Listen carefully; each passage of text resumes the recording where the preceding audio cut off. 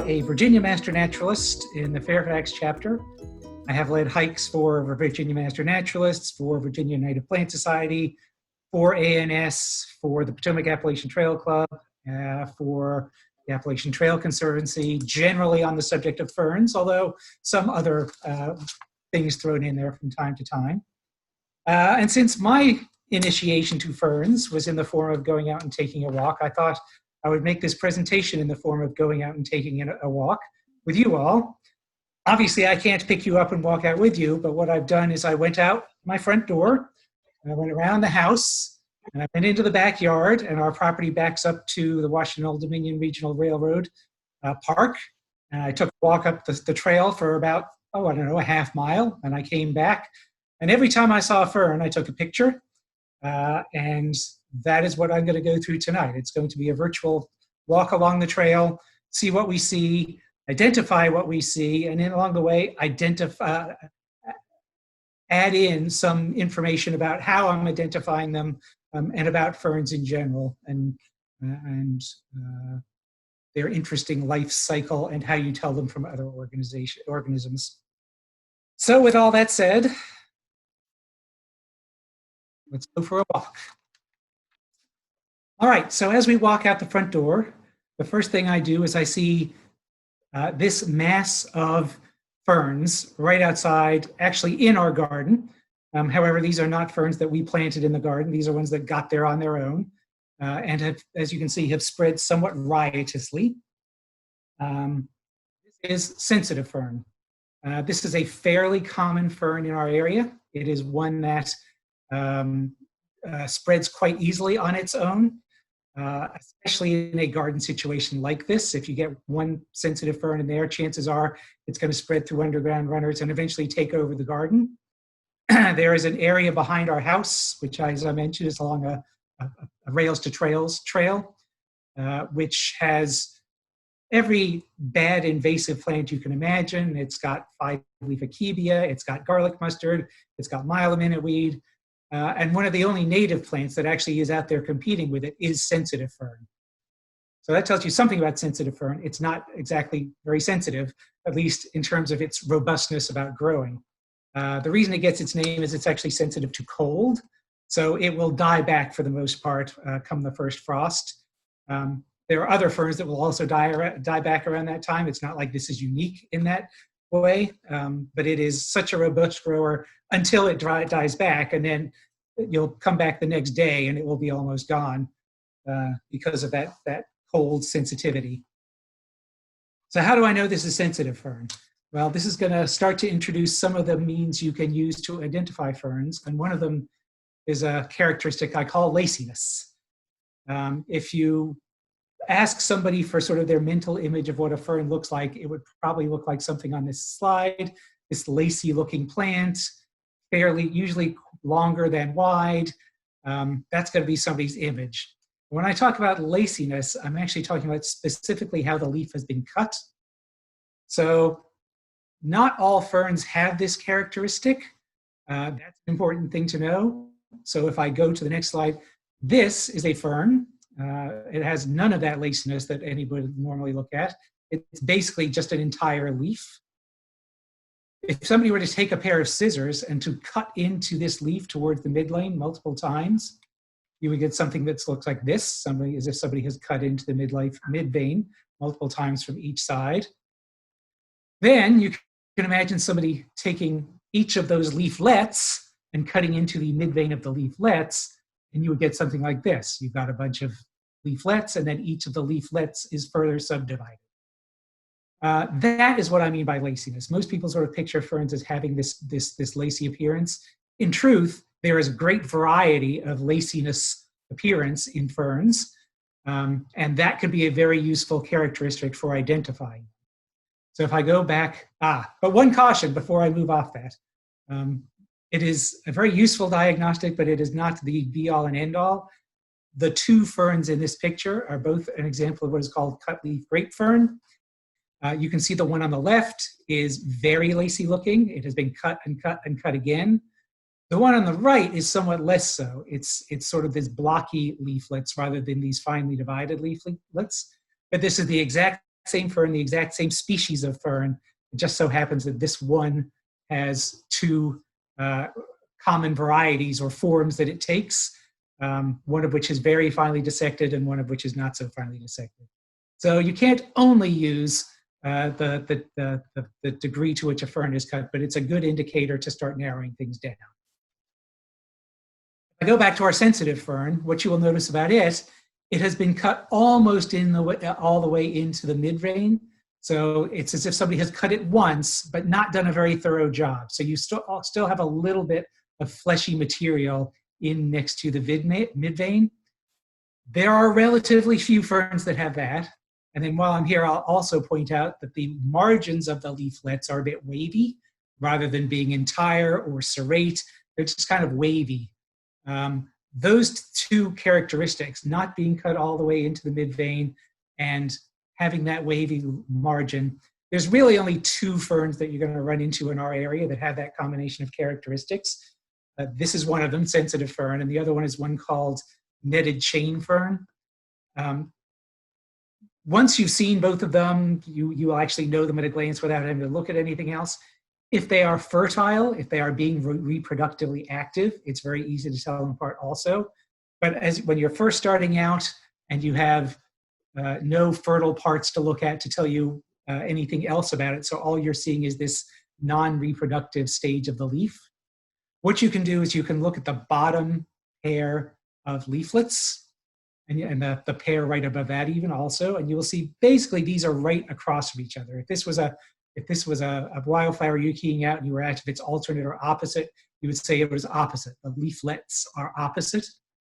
In the other one, in the netted chain fern, they're alternate. So you would get the first leaflet here, then you get the second leaflet coming out, maybe a ½ inch higher up on the other side, and then another ½ inch on the other side, you'll get the next leaflet.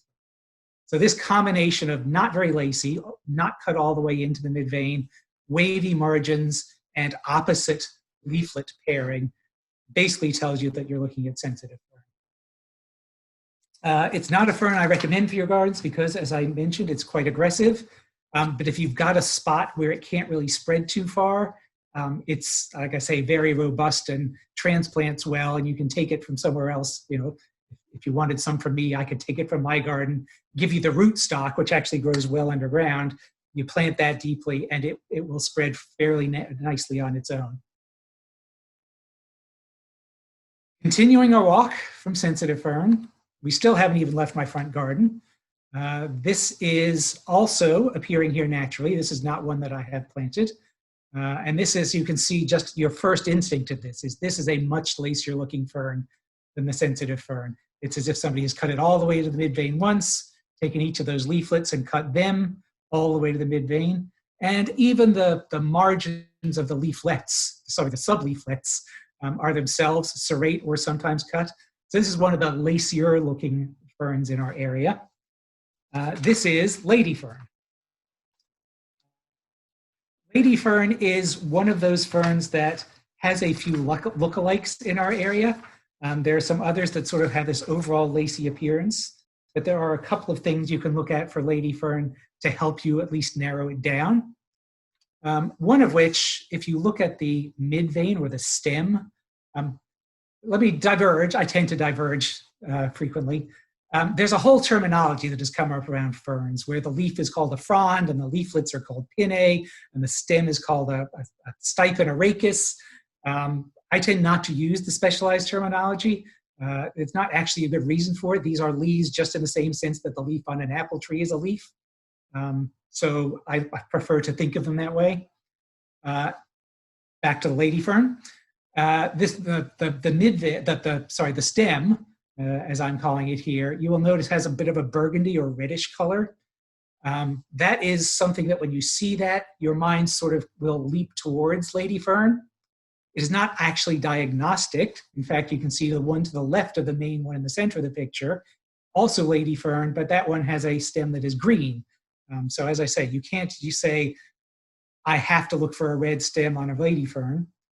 It is also true that there are other ferns that have a red stem, can have a red stem that are not lady ferns. So it's not diagnostic in either sense, but it is an indicator. You see that red stem and you start thinking lady fern. Another thing that'll start you thinking lady fern, once you've said, okay, it's fairly lacy looking, is to look at the bottom pair of leaflets. And if I look at this bottom pair of leaflets, I can see that they form a bit of an angle. They are not pointing directly away from each other. So some ferns, the bottom leaflets will point straight out in opposite directions. These ones are a bit of an angle. Lady fern in particular, they tend to be quite a narrow angle. This is actually fairly wide as lady ferns go. They're often right angle or less acute angles. This is just slightly larger than a right angle. So I've seen the red stem, I'm thinking maybe lady fern. I'm seeing the bottom pair of leaflets, and I'm thinking maybe lady fern. And there's one other subject I have to introduce before I can show you the next thing that I look at on this to say lady fern. And this has to introduce some actual complex terminology that is specifically different from flowering plants, that makes some things ferns and some other things not ferns. So the plant on the left and the plant on the right in this picture, they are both low to the ground, growing, relatively triangular, somewhat lacy looking plants, one of which is a fern and one of which is not a fern. And the key to that is that ferns do not have flowers or produce seeds. So because the one on the right is in bloom, I can tell that that is definitely not a fern. If I were by this at a different time of year and I saw that it had seeds, I could say that is definitely not a fern. So ferns, instead of producing seeds, produce spores. Spores, unlike seeds, a seed is actually an embryo. Sexual cross-fertilization has already taken place. It's actually a miniature plant enveloped in a casing. That's a seed. A spore is not an embryo. It is no fertilization has taken place yet. It is basically almost a sort of piece of almost raw DNA in a very narrow shell, and it's only got half the DNA of the parent plant. So when the plant on the left produces spores, those spores will only contain half of the DNA of a mature plant. Those spores, once they get released by the plant, they'll get distributed by wind normally, sometimes water. If they land in a place where it's good for them to grow, they will not grow into another plant that looks like this. They will grow into a completely different looking plant that is tiny. Most of them are no bigger than, actually significantly smaller than the size of my pinky fingernail. But it is a free living plant on its own right. It will photosynthesize, it will grow, and it will, again, if the conditions are right, it will produce sperm and egg, either on the same one or on two different ones. And in the presence of water, the sperm can swim to the egg, fertilize, and from that fertilization, you get another plant that looks like the thing that you're accustomed to that we all consider is a fern. So this is an example of alternation of generations. You get a generation that produces spores that looks like the thing we all call a fern, followed by a generation that looks entirely different, that produces sexual cross-fertilization, and then you go back to the spore-producing form. Those spores are produced in specialized structures called sporangia, and those sporangia are assembled on the fern into specialized areas called a sorus. The singular is sorus, and the plural is sori. So when I'm looking at the underside of this particular fern, and I see these orangish dots, what I'm looking at are sori. So within each one of those dots, there are sporangia, and within those sporangia, which are basically you would need a microscope to see, and within those sporangia are spores. Each of these sporangia is going to produce each of these sori is going to produce about 1,000 spores. So every one of these dots is going to have about 1,000 spores. So ferns are hugely prolific in terms of the numbers of spores they produce. This is just one leaflet on a plant that has many leaflets. So you've got each of these producing 1,000 spores, many of them on each leaflet, many leaflets on a single plant, and a plant that could live for 40 or 50 years. You're actually talking hundreds of millions potentially of spores being produced by a single fern during its lifetime, of which on average 2 are going to successfully cross-produce and create the next generation. So they are hugely profligate in terms of the number of spores they produce, and they are hugely unsuccessful in terms of the number that actually complete the life cycle. And that's it for my complex terminology for tonight. Jumping back to our lady fern, another thing that can help you to identify ferns is the shape that those sori take. If you ever go on a fern walk with people, you'll often see them lifting up a fern and looking on the underside, because a lot of these sori are produced on the undersides of the leaves. Not all of them are. So sometimes they'll be looking at other places, but looking at the underside is a good way to say, okay, start narrowing it down. And if you look at the sori on this one, these are arranged, they are somewhat linear, they are longer rather than round, and they're a little bit curved. And that shape can help you eliminate the sori of a lady fern from some of the other ferns in our area that sort of look like a lady fern. You also notice they're arranged in a bit of a chevron pattern, like it's a sergeant stripes on the shoulder. The other two ferns that are common in our area that that you might mistake for lady fern, one of them is a fern by the name of hay-scented fern. The sori are going to be completely different. They're going to be tiny little dots. They're even going to be hard to see them when they're at their most robust. The other fern in our area that you might confuse with lady fern is one called silvery spleenwort. And to identify it from silvery spleenwort, the easiest thing is actually to look at the stem itself. Lady ferns have relatively few hairs on the stem. The mnemonic you can use for that is that the lady ferns shave their legs, but they do have a few hairs on there sometimes. The silvery spleenworts are really hairy, tremendously, prolifically, obnoxiously even hairy, especially when you look down at the base. So when you see one of these very lacy looking ferns with those elongate sori, you were going to look all the way down at the base to the very bottom and see, does it just have a couple little hairs or is it profusely hairy? If you just got the couple little hairs, you know you've got the lady fern. We have a couple questions in the chat for you. Certainly. One of them, it's a combination of the two. Are spores only visible on ferns part of the time, or is there a seasonality to them? Spores are only visible for part of the time. So yes, there is a seasonality. So if I had taken this same walk 3 months ago, I would not have seen these sori on the underside of the lady fern. And I'll actually tell you, there's a couple of ferns later in the presentation that I cheated on because I really wanted to show what the spore producing area looked like, but it's not up right now. So I actually used a photo, same fern, same part of the trail, just a photo that I took about 2 months ago. And is there one particular season of the year that it's better than other, or is that a factor of particular species? It is a factor of particular species. Right now is a good time if you're looking for the sori, if you're looking for the spore producing areas. There are a lot of species that will be producing them now, but not all of them. There are some species that are actually already dying back because they've finished their seasonal life cycle. The sensitive fern, the very first fern we looked at, it will produce, it's in the winter time. You'll go out and you'll see them poking out of snow. We'll produce it in the late fall, but you'll go out and you'll see them poking out of snow. So there you don't actually see, you can see, but you often don't see the green vegetative leaf and the spore producing part at the same time because they're appearing in different seasons. It's like a putty root or something like that, where you get the leaf one time of year and the flower at a different time of year. Great. And how does the alternate generation leave?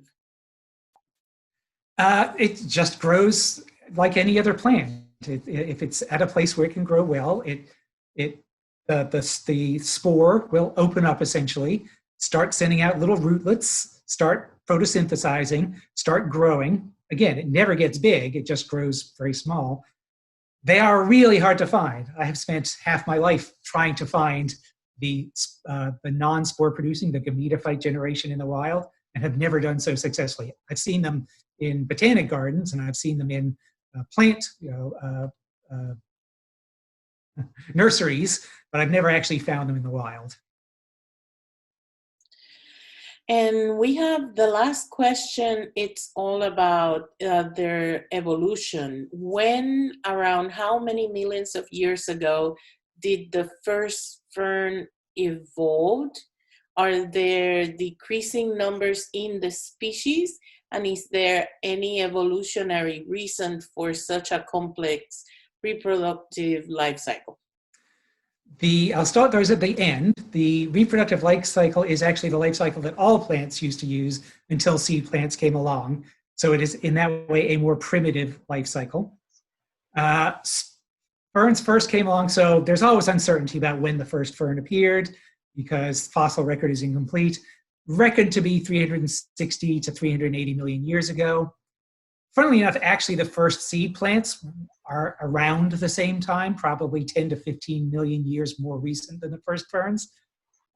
But ferns actually, and some other plants that also practice this alternation of generations, were initially the dominant land plants. Once flowering plants, as opposed to seed plants, so you had seed plants like evergreens, for example, are seed plants but not flowering plants. Ginkgos and cycads. Once flowering plants came along, they diversified rapidly and sort of became the more dominant, in terms of number of species and diversity, plants. In our area, ferns are somewhat non-diverse. I think the last count from the flora of Virginia, for those of you in Virginia, I think it was fewer than 100 still. But if you go down into rainforest areas, if you were to go to the rainforest of Brazil, the fern diversity is much, much greater down there. And it's obviously a highly successful lifestyle because, you know, although flowering plants came along and diversified, we still have the ferns.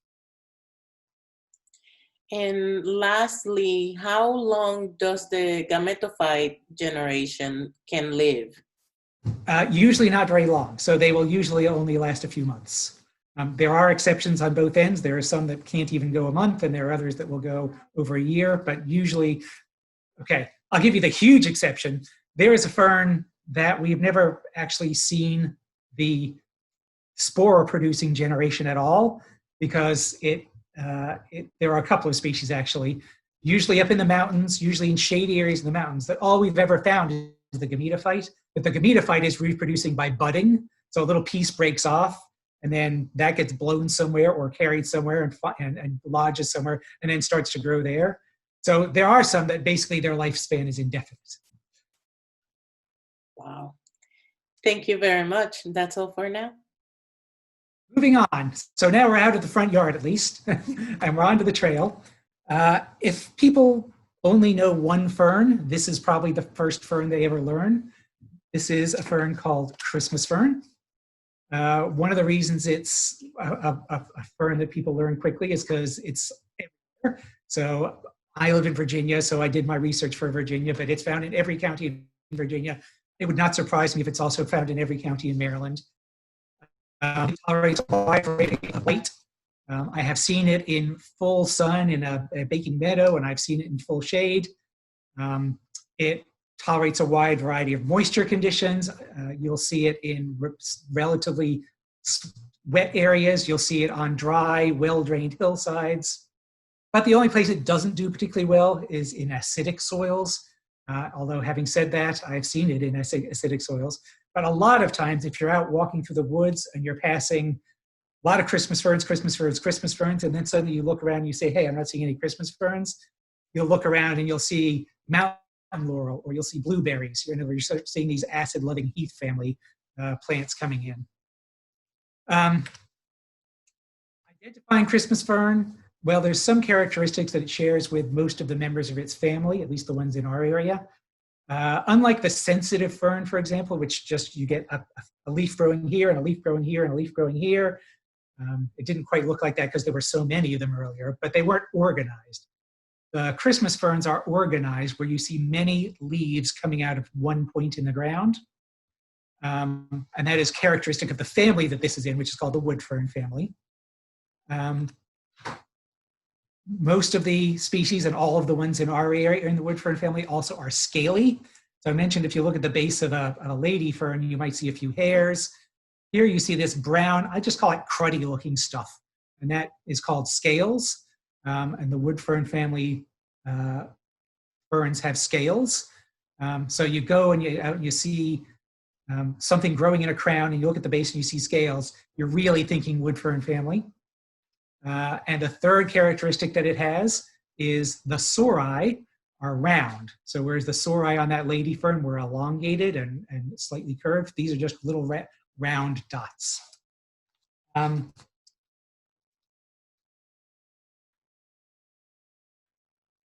Those are characteristics of Christmas fern, but they are also characteristics of all the other wood ferns in our area. The way most people remember Christmas fern, oops, sorry, I have just hit my mouse accidentally. The way most people recognize Christmas ferns in this area is by looking at the leaflets. So here is an individual leaflet, and you can see each leaflet has a little ear at on one side, which is called an auricle. But you can think of that as being the shape of the leaflet as being a Christmas stocking, and that auricle as being the toe of the Christmas stocking. So you see this fern, you start thinking it's in the wood fern family, you look at those leaflets that are shaped like the Christmas stockings, and you know you've got Christmas fern.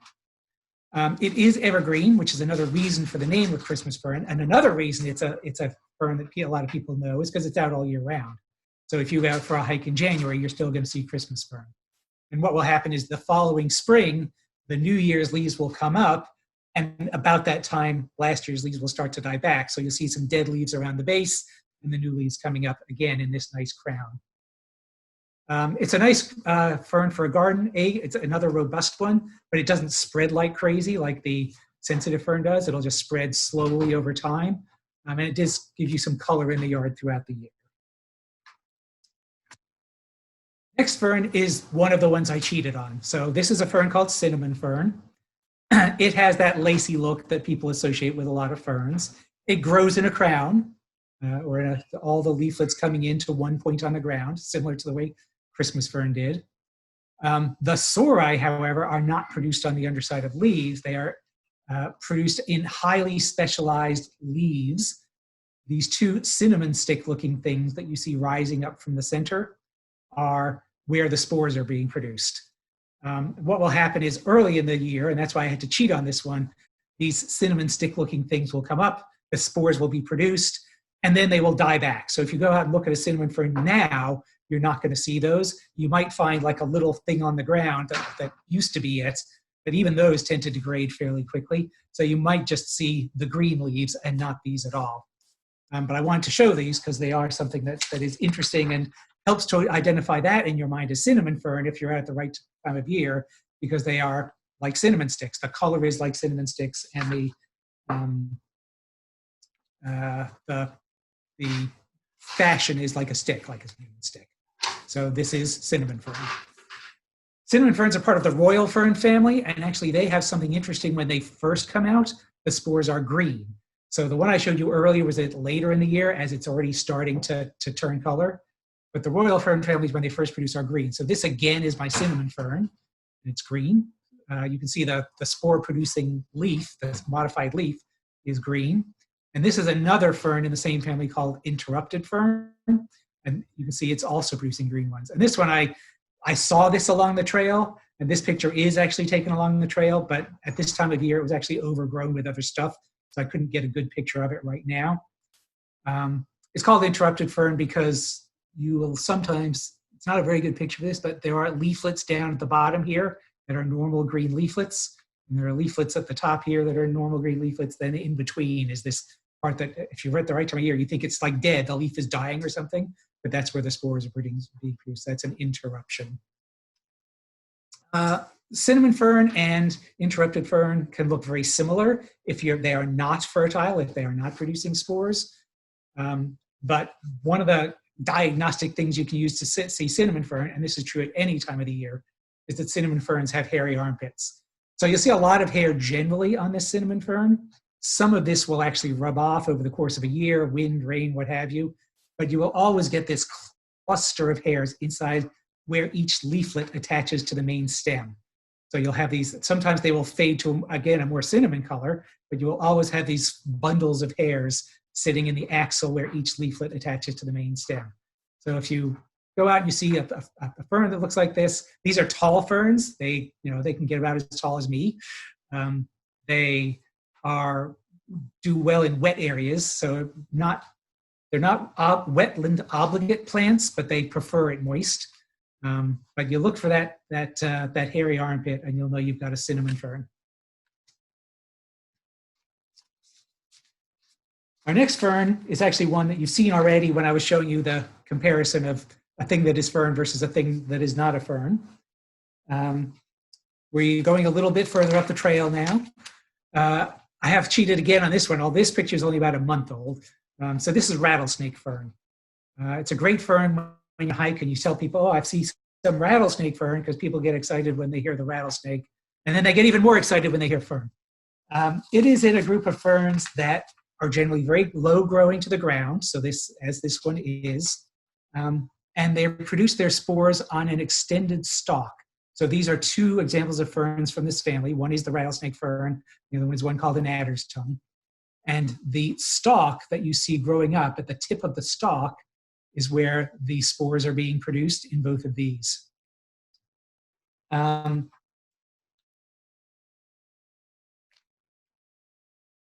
way to tell this particular rattlesnake fern from the other ferns that look like it, there's a lot of these low-growing, broadly triangular ferns with a stalk that has the spores growing on top, is to look at where the stem is growing out from. So this stem with the spores is growing out from right at the top, or right where the leafy part comes out as well. So if this were any of the other ferns in this grouping, the so-called grape ferns, the spores would be on a completely separate stalk that originates not from where the other leaf parts come out, but from the ground. So you would see two stems coming up, one with the leafy part and one with the spore-producing part. We have more questions in the chat. Okay, let me just finish with rattlesnake fern, which is just the last slide on, and then we'll go to the chat. So one of the reasons it's called rattlesnake fern, somebody imagined that this spore-producing area looked like the rattle of a snake. Go ahead. Okay. So Kristen would like to know that would you say that the sensitive fern is the best fern to plant when you want ground cover that is going to spread? Yes and no. So yes, it will be a fairly effective ground cover. Yes, it will spread, but again, it dies back early. So when it dies back, it just brown dead leaves on the ground. So it's not very exciting once it dies back. Then again, in late fall, you get the spore producing parts coming up, which another name for sensitive fern is bead fern. It looks like a bunch of beads on a stalk. That gives it some interest at least. Depending where you are, there's a couple of other ferns, one of which is actually the one I'm going to talk about next, that can also sort of be a ground covery type of fern. So I'll come back to that. Okay, and if someone has a sensitive fern and a Christmas fern in a garden, will the sensitive fern take over the Christmas fern eventually? Possibly, but probably not. Once the Christmas fern is established, like if you had just a very young first or second year fern, it's susceptible to all kinds of things. But once a Christmas fern is well established, it can fight for itself, if you know what I mean. Understood. What is the function of the hairs in a frond? To some extent, they could be for warmth. It provides basically a layer of air immediately around the stem that protects from a little bit of wind. But the real answer is we don't absolutely know, because some of them are hairy and some of them are not. Same within flowering plants, of course. You get some, like the yellow violets. You get some yellow violets that have very hairy stems and other yellow violets that are not hairy, and they both seem to do fine. So it doesn't seem to be, whatever difference it is making doesn't seem to prevent the ones without it from doing well. And is the color of the hairs diagnostic, meaning always white, or would it change from white to brown as the plant matures? Some ferns, the hairs will change colors, others they will not. In cinnamon fern, yes, definitely. Late in the season, they will turn to a cinnamon colored hair. Cinnamon fern, by the way, is a great garden plant. It's like the Christmas fern, it will spread, but only slowly. It also turns a nice yellow in the fall, so it gives you some nice fall color. And the hairs on cinnamon ferns, hummingbirds will collect those and use them to line their nests. That is fun.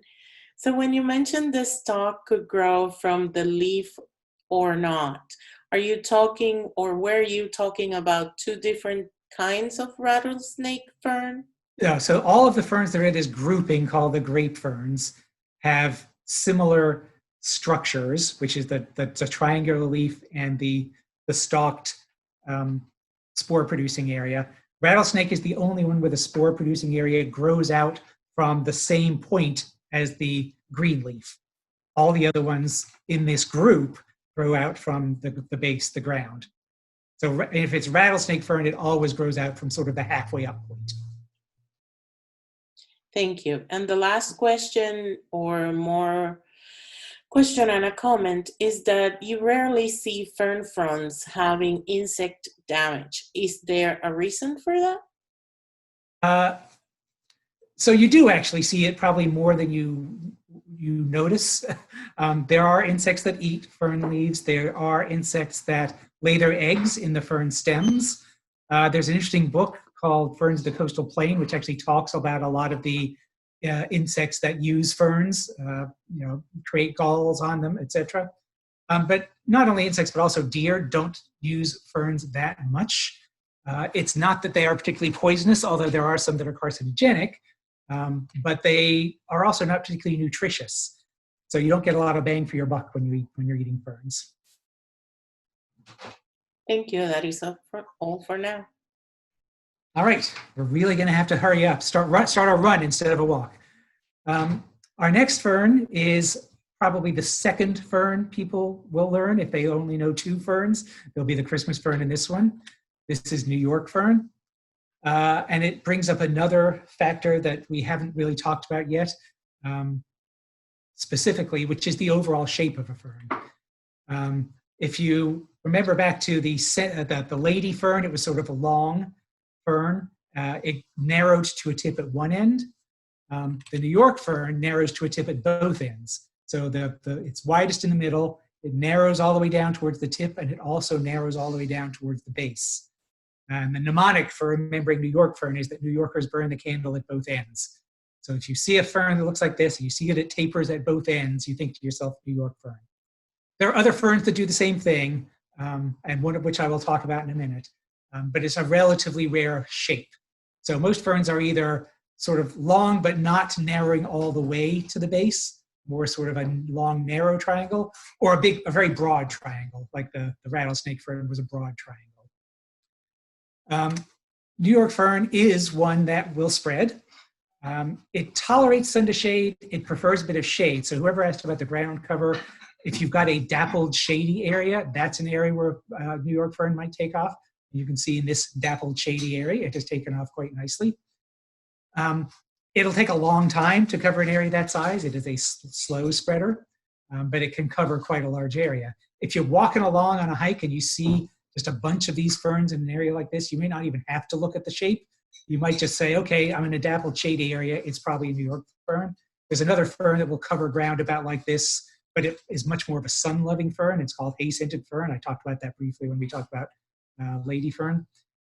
So that's the third one that can cover ground fairly extensively, but it will be sun-loving as opposed to this dappled shade. The other fern in our area that has this lacy look to it, that also tapers at both ones, is this one called ostrich fern. So you can see here, yep, it tapers all the way to the bottom, and it tapers all the way to the tip. And I don't know if there's a reason. I'm just going to admit skip and hope it's okay. Tapers all the way to the tip. Unlike New York fern, ostrich fern grows in a crown, the same way cinnamon fern did, the same way Christmas fern does. New York fern will grow, sometimes you will see several leaflets growing out of the same point in the ground, but they're disorganized. There's one pointing this way, one pointing another one, whereas ostrich fern will grow in this beautiful crown shape. This is also on our walk, by the way. So this is not this is out of sequence because I wanted to talk about it with New York fern. But these are the two lacy looking ferns that taper at both ends. But ostrich ferns grows a nice crown. And if you take a picture from above, that comes up really, really beautifully. It is a state rare plant in Virginia. It's actually an S1 plant in Virginia, meaning there are 5 or fewer known populations. Of all the ferns that I have shown you today, this is the one that I actually planted. I actually won this in a raffle at a Maryland Native Plant Society meeting, and obviously had to do something with it, so planted it in our yard. There are places in our area where you can find it, however. Turkey Run Park has some ostrich fern in it. There's some places along the C&O Canal in Maryland where you can find it. So it's rare, but it's not unknown in our area. A lot of the places where you can find it are along the Potomac River.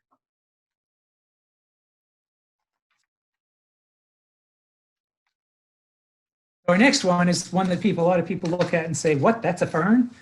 Because it has none of the sort of lacy characteristics that you would normally associate with a fern. It just looks like, I don't know, a bamboo or something like that. You've got this central stem, and then you've got these branches coming out, but you don't even have anything that looks definitively like a leaf. This is called field horsetail. The are actually fused. They're fused into a sheath. So what you're seeing, these tips sticking up, are actually the ends of the leaves that have been fused and are oppressed to the stem. And this is photosynthesizing not through the leaves, but actually directly through the stem and through these branches that come off of the stem. There are a number of horsetail family species in our area. The way you can tell this one in particular, field horsetail, is if you look at the branches, they are not themselves branched. So there are some species that don't have these branches at all. There's one called common scouring rush, which is pretty common again along the Potomac River, that has none of these branches at all. And there are some other species that have these branches, but the branches themselves branch. But if you see what I call the unbranching branches, there's one very, very rare, I think only known from one population, horsetail that's found in the mountains. But pretty much, if you see this unbranching branches, you're going to know you've got the field horsetail. It's a pretty common plant, but it's often overlooked. There's a lot of it, it can look like grass. It's often seen in these not very desirable areas, ditches, roadsides, wet meadows. And there's a lot of people that will look at that and say, wait a second, my book says that's a fern ally, not a fern, which takes us into a significant digression here. So once upon a time, there were a bunch of plants that everybody sort of called ferns. And there was another group of plants that people called fern allies. And the horsetails were actually, I will call them D in this list. They might be D, they might be E, but they were lumped in with this group called the fern allies. The thing about this name of fern allies is we've always known it was a pretty bad name for reasons I'll get into later. But one of which is we knew that not all of those so-called fern allies were particularly closely related to one another. So it is sort of used as a catch-all group. I don't have any place to put these things, so I'm going to put them into the group called the fern allies. Well, then science happened. And we always blame DNA, but actually there's a combination of DNA and a better understanding of the fossil records. But now 2 of these groups, D and E, that used to be in the so-called fern allies, are now known to be solidly in the ferns. And in fact, one of them is actually within a specific family within the ferns, that adder's tongue family again, is where the horsetails have ended up. And this other group called the whisk ferns, which used to be in the fern allies, is now in the ferns. So we have had to pull things completely out from this fern allies group and move them into this group called that we call the ferns. And that's a huge move. That's a move at the level of a phylum. So it's not like moving something at a genus level, which like would be taking something we used to say was one of the dogs and moving it into the foxes. Or it's not like even the order where you might take something that we used to think was a dog and now we're classifying it into the deer. Or even like the class where you'd say this used to be considered a dog and now it's considered a frog.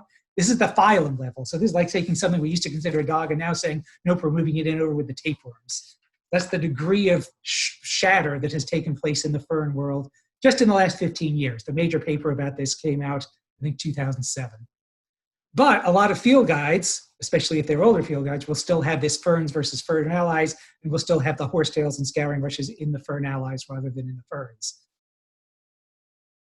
So the other reason that fern allies, in addition to the fact they weren't particularly closely related to one another, is a bad name, is if you look at how the terrestrial plants are related to each other, you can see that the ferns are actually most closely related to the seed plants and not to this group called the fern allies. So the fern's closest relatives, their true allies, are rose bushes and apple trees and things like that. And this group called fern allies is more distantly related. And then this other group called bryophytes, just so everybody knows, that's mosses. Mosses, liverworts, honeworts. The bryophytes are the plants that are not vascular. They don't have xylem and phloem, which is specialized tissue to transport water and nutrients. There are some that have a different sort of primitive type of vascular tissue, but they don't have true xylem and phloem. The fern allies, which is a name that unfortunately still sticks, even though they're not particularly closely allied to ferns, are vascular plants. They have xylem and phloem. They produce spores the way ferns do, which is another reason people probably try to ally them with ferns, but they're a different type of leaf than the ferns do. They essentially, leaves have evolved more than one time, and the fern allies evolved one type of leaf, and the ferns and the seed plants evolved a different type of leaf. One of the reasons that the horsetails and scouring rushes were originally classed into fern allies is that they continued to evolve, and their leaves actually devolved back to a state that you would look at it physically and say, oh, that looks like the primitives type of leaf, but actually you can go back in the fossil record and see common ancestors that say, they actually used to have the more evolved type of leaves, and then they evolved backwards to the type of leaf that fern allies had. So this little chart actually gives you, if you know you've got a terrestrial plant, how do you know it's a fern and not a something else? A fern is a vascular plant, so it's got xylem and phloem to transport water and nutrients. It has what are called megaphylls. That's sort of the type of leaf that was evolved that ferns and seed plants share.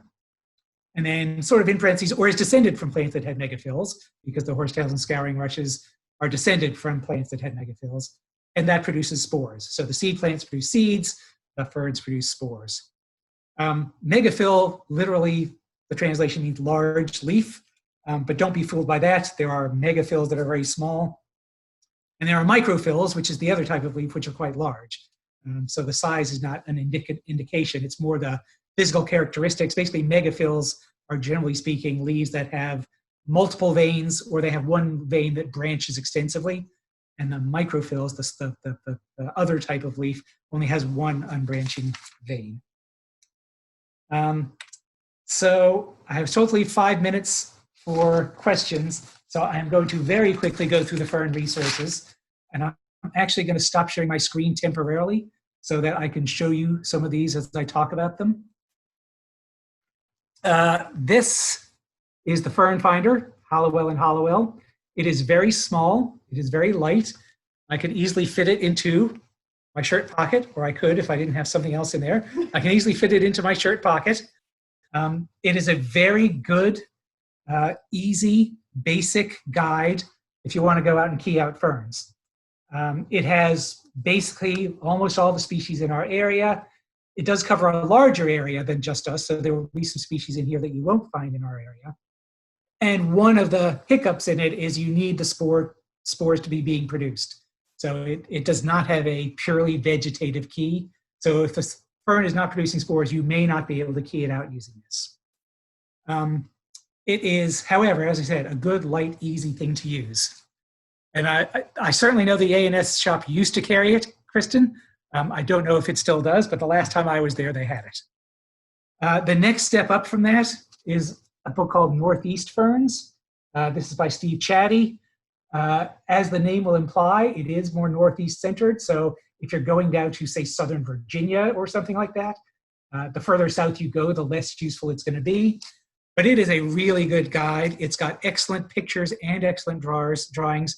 And the reason I like it particularly is the species descriptions are excellent. So sometimes if you're trying to follow the key and you're trying to decide what they mean by A versus B, if you go to the individual species descriptions in this, it'll make them a lot clearer. The other book that I tend to recommend, unfortunately, I lost the dust cover to this book years ago, is New Jersey Ferns and Fern Allies.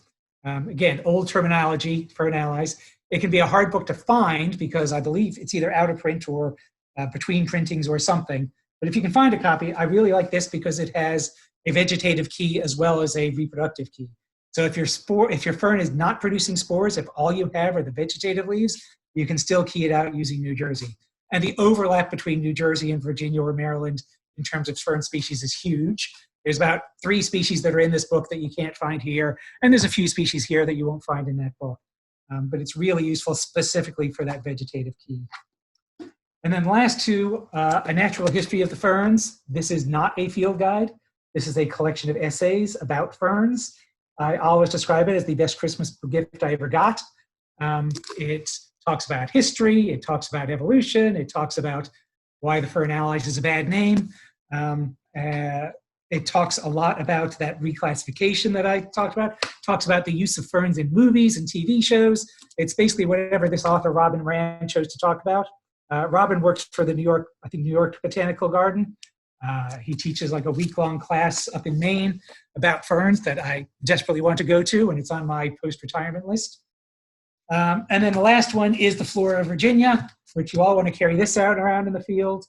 But in case you don't, the Flora of Virginia app, again, a huge overlap with Maryland. So you're not going to be led seriously astray if you get the Flora of Virginia app and use it in Maryland. But this is, especially if you get the app, the most up-to-date in terms of nomenclature, in terms of species, what's been split into different species versus lumped together. And on the app, they're continually updating the app. So you can always know that you're as up-to-date as you can be. And something that's not on my list, which I will now go back to since I have shown you those, is iNaturalist. iNaturalist is okay for ferns. It is not great because iNaturalist works best when you actually have a flower. So even if you have non-fern plants that are not in bloom, it can be hard to for iNaturalist to get a good hang on it, at least so far. It will improve, of course. But so for that reason, it doesn't tend to do great with ferns, but it's a good resource. And of course, once you've got a picture of it in iNaturalist, then other people can look at the picture and say, I know what you have there. And another app that's sort of associated with iNaturalist is called Seek. Both of these I like because you don't have to have a connection. I don't have a smartphone, but I have a tablet, so I download it onto the tablet, and then I go out in the field, and I can use it in the field without needing to have a data connection. And now I'll stop talking again. Oh, okay. So we have quite a few questions. So let me see. Are there any fern species that are associated with certain tree species? Associated is too strong of a word. There are certainly ferns, like other plants, they like certain habitats, and tree species like certain habitats. And I'm going to limit myself to our area because if you go down into the tropics, there are ferns that live in trees that are epiphytic. In Florida, there are epiphytic ferns. So yes, in those cases, definitely there would be ferns that are strictly associated with certain trees. In our area, for example, there's a fern called broad beech fern, beech, B-E-E-C-H, not B-E-A-C-H, which is often found in the same forest as beech trees.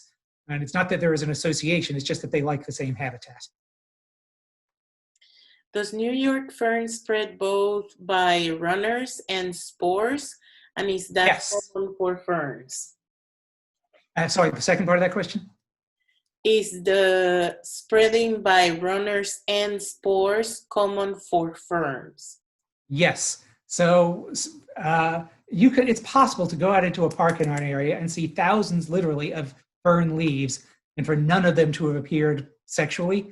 For all of them all to be produced by runners, and the one that originally did sexually reproduce has died back, and you can't even find that anymore. So reproduction by spores is dodgy, it's tricky, it's hard to make work. So almost all ferns will also have a backup plan, which is either spreading through runners, or what some of them will do, they will double up the number of chromosomes in a spore so that the spore can grow directly into the adult fern and bypass the alternation of generations. What are the sporangia like in the ostrich fern?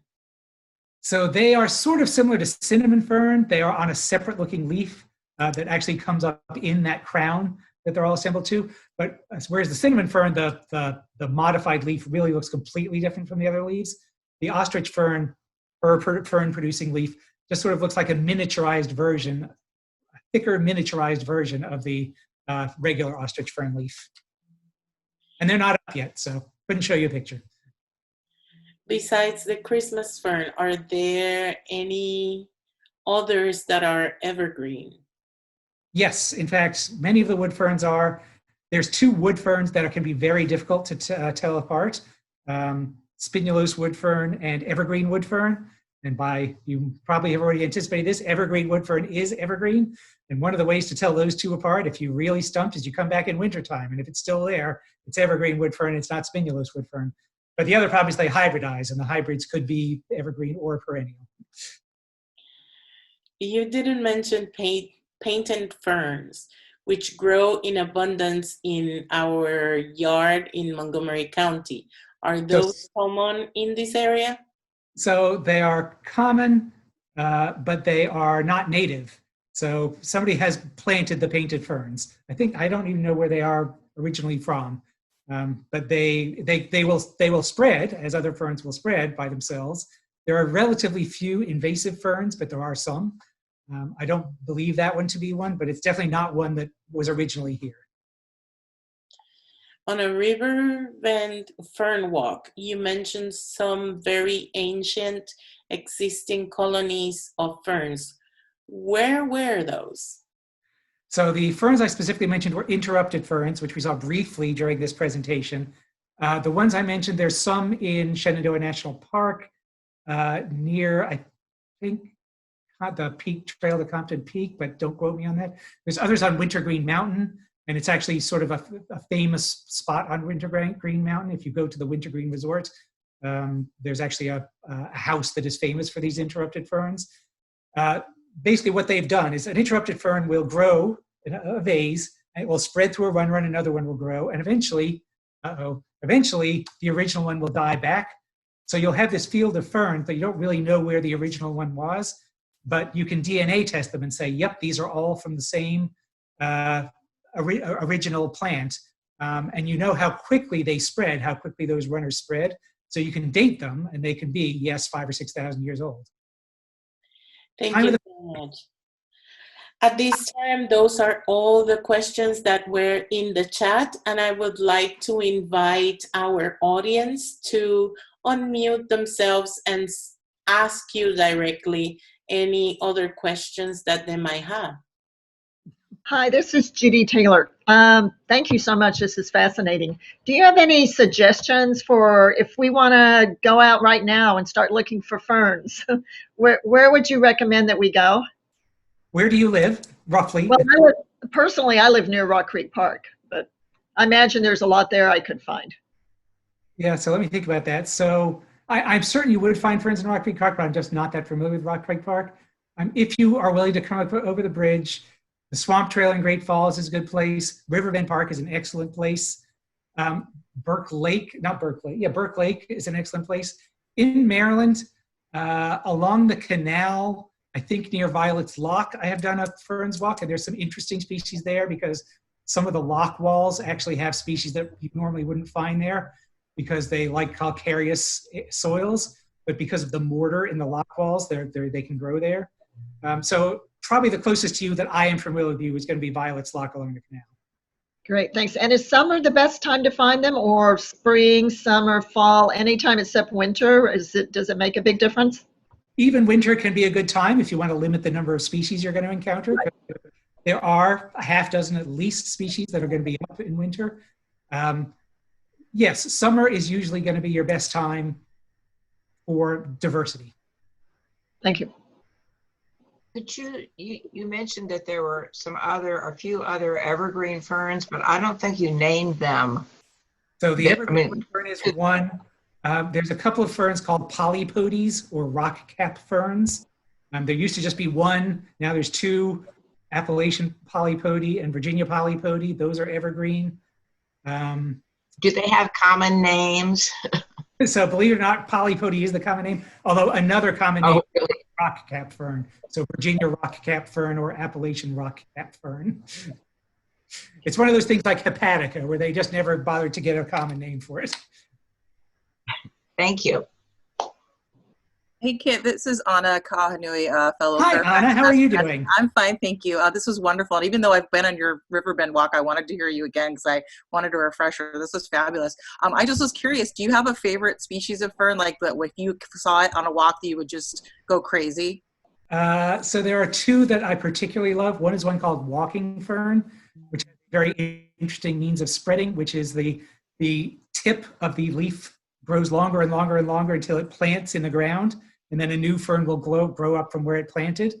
So over time, it is as if it's walking along. Oh, cool. And the other is the adder's tongues, which I had a picture very early in the presentation of an adder's tongue. It's the one that just looks like a little single oval leaf. And they're really small, and that's why they're hard to find. But I like them a lot too. Awesome. Thank you so much. I'll also mention climbing fern, which is our only native vining fern that actually grows as a vine. But they're really hard to find. I've seen them at one place in Montgomery County that I don't even remember where, and one place in Virginia, and that's it. Question arriving in the chat. Maidenhair ferns are beautiful, but they are difficult to transplant. Any suggestions? Well, so maidenhair ferns are fairly particular in their habitat likes. They will prefer mostly shady, and they will prefer very well drained. In fact, the most common place you actually see maidenhair fern is on relatively steep slopes, because that's basically being drained very effectively. So actually, there's some ferns that just when you're out for a hike, you just know to start looking for that fern. So when I'm in an area where I start seeing these relatively shaded steep slopes, I actually start looking for maidenhair fern. So if you're trying to grow it in a flat garden, it's going to struggle. Just do everything you can to keep it dry, because its roots will rot easily. And you know, if you can be like in the shade of your house or something like that, it's not going to do so well in full sun. By the way, there's some other ferns that do fascinating things about the sun, like cinnamon fern. If it's in full sun, it will grow basically pointing straight up and down to minimize its light exposure, to minimize drying out, actually. And if it's in shade, it will grow with its leaves reflexed back to maximize its sunlight, and it doesn't care so much about drying out.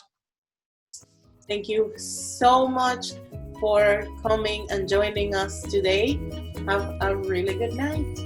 Thank you, Sarah and Ella. Thank you.